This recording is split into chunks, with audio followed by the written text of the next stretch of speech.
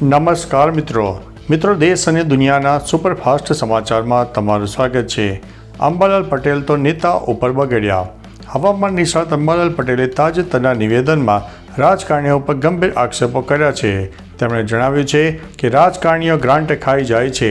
સ્મશાનથી લઈને ગૌચર સુધીની જમીનો પણ રાજકારણીઓ પોતાના સ્વાર્થ માટે વાપરી રહી છે। અંબાલાલ પટેલે આ નિવેદન દરમિયાન સરકાર અને તંત્રને જવાબદારીપૂર્વક કામ કરવા માટે અપીલ કરી છે। તેમના આ નિવેદનથી અત્યારે રાજકારણ ગરમાયું છે। મિત્રો, અન્ય મહત્વના સમાચારની વાત કરીએ તો સોનાની ખરીદીનું નવી ડેસ્ટિનેશન ભૂતાન હવે જોવા મળ્યું છે। ભારત કરતાં સસ્તું સોનું મળી રહેતા ભૂતાન હવે ખરીદીનું નવું ડેસ્ટિનેશન બન્યું છે। ભૂતાનમાં સોના પર કોઈ ટેક્સ નથી અને પ્રવાસીઓને ડ્યુટી ફ્રી દુકાનો પરથી ખરીદીની છૂટ છે। જોકે વિદેશીઓએ ઓછામાં ઓછી એક રાત અધિકૃત હોટલમાં રોકાવું પડશે। તિમ્કો અને પારોમાં ટેક્સ મુક્ત સોનું ઉપલબ્ધ છે। ભારતીય નાગરિકો પુરુષો માટે 20 ગ્રામ અને મહિલાઓ માટે 40 ગ્રામ સુધી સોનું ડ્યુટી ફ્રી લાવી શકે છે। મિત્રો, અન્ય મહત્વના સમાચારની વાત કરીએ તો દક્ષિણ આફ્રિકાએ પાકિસ્તાનને 8 વિકેટે હરાવ્યું। ફૈસલાબાદમાં રમાયેલી બીજી વનડે મેચમાં દક્ષિણ આફ્રિકાએ પાકિસ્તાનને 8 વિકેટે હરાવીને 3 મેચની સિરીઝ 1-1થી સરભર કરી છે। પાકિસ્તાને આપેલા 269 રનના લક્ષ્યાંક સામે દક્ષિણ આફ્રિકાએ ક્વિન્ટન ડી કોકના અણનમ 123 રન અને ટોની ડી જોર્જના 76 રનની મદદથી 41મી ઓવરમાં આસાનીથી સિદ્ધિ હાંસલ કરી હતી। પાકિસ્તાનની બેટિંગની શરૂઆત ખરાબ હતી, જ્યારે મોહમ્મદ નવાઝે અંતમાં ઝડપી રન બનાવ્યા હતા। મિત્રો, અન્ય મહત્વના સમાચારની વાત કરીએ તો દિલ્હી એરપોર્ટ ઉપર ગરબડ, 100થી વધુ ફ્લાઇટ મોડી। દિલ્હીના ઇન્દિરા ગાંધી ઇન્ટરનેશનલ એરપોર્ટ પર એર ટ્રાફિક કંટ્રોલ સિસ્ટમમાં ટેકનિકલ ખામી સર્જાતા અફરાતફરીનો માહોલ સર્જાયો। આ ખામીને કારણે 100થી વધુ ફ્લાઇટ મોડી પડી, જેમાં આવતી અને જતી બંને ફ્લાઇટનો સમાવેશ થાય છે। એટીસીના અધિકારીઓ ફ્લાઇટ પ્લાન વગર મેન્યુઅલી કામ કરી રહ્યા છે, જેના કારણે ફ્લાઇટ 50 મિનિટ સુધી મોડી પડી રહી છે। ખામી દૂર કરવા માટે પ્રયાસો પણ થઈ રહ્યા છે। મિત્રો, અન્ય મહત્વના સમાચારની વાત કરીએ તો સર્વેનું નાટક, એક તલાટીએ 3 ગામનો સર્વે કરવો અશક્ય છે। ગુજરાતમાં કમોસમી વરસાદના 10 દિવસ બાદ પણ સરકારે રાહત પેકેજ જારી કર્યું નથી। સૂત્રોના મતે સરકારના સર્વેના નામે ટાઈમપાસ શરૂ કર્યો છે, કારણ કે સ્ટાફનો અભાવ છે। હાલમાં 3 ગામ વચ્ચે એક તલાટી અને 7 ગામ વચ્ચે એક ગ્રામ સેવક છે, જેના કારણે ટૂંકા સમયમાં સર્વે અને સચોટ કરવો શક્ય નથી। 42 લાખ હેક્ટરમાં નુકસાનના પ્રાથમિક અંદાજ છતાં વિલંબ થતાં રાજ્યના 50 લાખથી વધુ ખેડૂતોમાં આક્રોશ ફેલાયો છે। મિત્રો, અન્ય મહત્વના સમાચારની વાત કરીએ તો મધ્ય ગુજરાતની 2 હોસ્પિટલો સસ્પેન્ડ।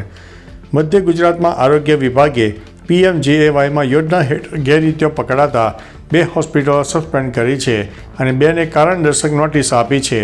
પંચમહાલની દીપ ચિલ્ડ્રન હોસ્પિટલ અને ભરૂચની કાશીમા હોસ્પિટલમાં PICU અને NICU ધોરણોનું ઉલ્લંઘન, એક્સપાયર્ડ દવાઓ અને ડૉક્ટરની ગેરહાજરી જોવા મળી છે। આરોગ્ય મંત્રી પ્રફુલ્લ પાનસેરિયાએ માનવતા વિરોધી બેદરકારી સહન નહીં કરી શકાય તેવી ચેતવણી આપતા કહ્યું છે કે આગામી સમયમાં કડક પગલાં લેવાશે। મિત્રો, અન્ય મહત્વના સમાચારની વાત કરીએ તો સેન્ડ આર્ટિસ્ટે બનાવ્યું વંદે માતરમનું જીવંત ચિત્ર। રાષ્ટ્રગીત વંદે માતરમના 150 વર્ષ પૂર્ણ થવા નિમિત્તે દેશભક્તિની અનોખી રજૂઆત કરાઈ। ઓડિશાના પ્રસિદ્ધ સેન્ડ આર્ટિસ્ટ માનસકુમાર સાઉએ રેતીના કણોથી બનાવેલી શોર્ટ ફિલ્મ દ્વારા વંદે માતરમને શ્રદ્ધાંજલિ આપી હતી। આ સેન્ડ એનિમેશનમાં ભારતના સ્વતંત્રતા સંઘર્ષ, તિરંગો અને માતૃભૂમિના પ્રતીકો જીવંત બન્યા છે। આર્ટિસ્ટે જણાવ્યું છે કે આ કૃતિ દરેક ભારતીયના હૃદયમાં રાષ્ટ્રપ્રેમનો સંદેશો ફેલાવે છે। મિત્રો, અન્ય મહત્વના સમાચારની વાત કરીએ તો કેટરીના કૈફ બની માતા, પુત્રને આપ્યો છે જન્મ। બોલિવૂડ અભિનેત્રી કેટરીના કૈફ અને અભિનેતા વિકી કૌશલના લગ્નના 4 વર્ષ પછી માતા પિતા બન્યા છે। શુક્રવારે કેટરીનાએ પુત્રને જન્મ આપ્યો છે। કપલે સોશિયલ મીડિયા પર એક પોસ્ટ શેર કરીને આ ખુશખબર આપી હતી અને કહ્યું કે અમારી ખુશીઓની નાનકડી ભેટ આવી ગઈ છે। અમે અમારા પુત્રનું પ્રેમ અને આભાર સાથે સ્વાગત કરીએ છીએ। માતા અને બાળક બંનેની તબિયત સારી છે। મિત્રો, અન્ય મહત્વના સમાચારની વાત કરીએ તો POKમાં જૈનનો પાકિસ્તાન સરકાર સામે વિરોધ।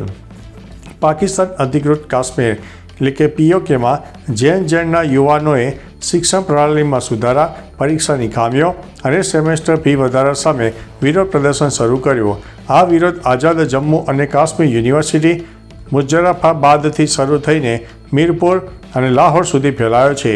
એક વિદ્યાર્થીને ગોળી વાગ્યા બાદ આ ધમાલો વધારે થઈ હતી અને પ્રદર્શનકારીઓએ પાકિસ્તાન સરકાર સામે આઝાદીના નારા લગાવ્યા છે. મિત્રો, અન્ય મહત્વના સમાચારની વાત કરીએ તો ગુજરાતમાં શિયાળાની એન્ટ્રી, નલિયા 15 ડિગ્રી સાથે ઠંડીનો અહેસાસ થયો. ગુજરાતમાં કમોસમી વરસાદ બાદ હવે શિયાળાએ ધીમે ધીમે દસ્તક આપી છે. હવામાન વિભાગની માહિતી અનુસાર છેલ્લા 24 કલાકમાં રાજ્યભરમાં હવામાન સૂકું રહ્યું છે. આગામી 7 દિવસ સુધી પણ એવું જ રહેશે. કચ્છમાં તાપમાનમાં નોંધપાત્ર ઘટાડો થયો છે. નલિયા 15 ડિગ્રી સાથે સૌથી ઠંડુ સ્થળ જોવા મળ્યું છે. સરેરાશ મહત્તમ તાપમાન 31.8 ડિગ્રી અને લઘુત્તમ તાપમાન 21.1 ડિગ્રી નોંધાયું છે.